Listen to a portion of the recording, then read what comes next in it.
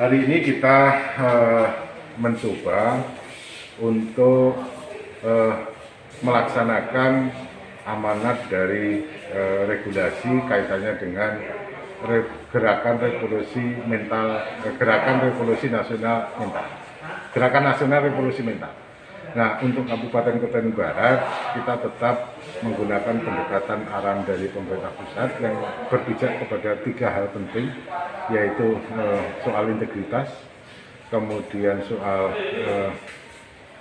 etos kerja, kemudian soal gotong royong, menjadi pijakan bagi gerakan revolusi mental. Oleh karena itu, dalam konteks membangun integritas itu berarti kan harus merubah pola pikir, merubah pola kerja, merubah sistem untuk menyikapi keadaan yang kemudian pendekatannya adalah kita tetap dalam posisi jujur melaksanakan tugas, tetap apa yang kita ucapkan dapat kita realisasikan sebagai sebuah perilaku. Etos kerja dibangun dengan etos kerja keras dan lain-lain yang kemudian dibangun bersama dengan pendekatan gotong royong.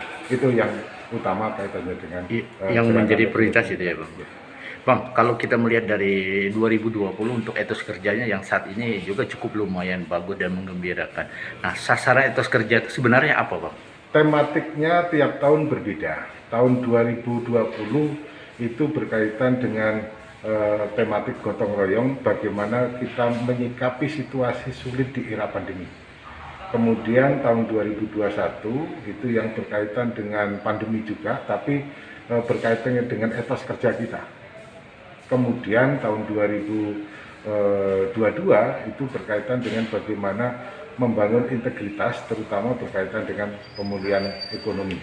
Yang ini kemudian menjadi pijakan kita untuk revolusi mental dikaitkan dengan seluruh kemampuan daerah, baik dari pemerintah daerah, dari dunia usaha maupun dari civil society.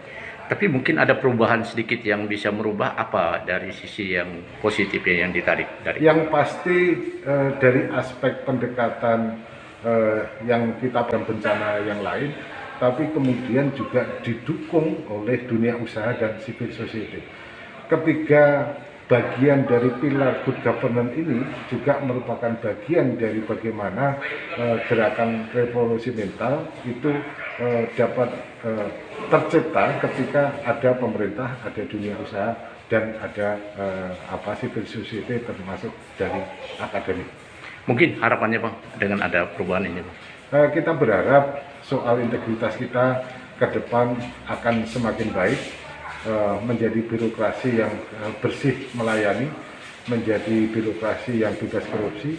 Kemudian berkaitan dengan etos kerja, kita akan tetap semangat menciptakan daya saing, bisa competitiveness, dan tetap membangun didasarkan pada kerja bersama sebagai sebuah terapan dari roh budaya kita adalah gotong royong. Oke, demikian wawancara kami kepada Sekretaris Daerah Kabupaten Kota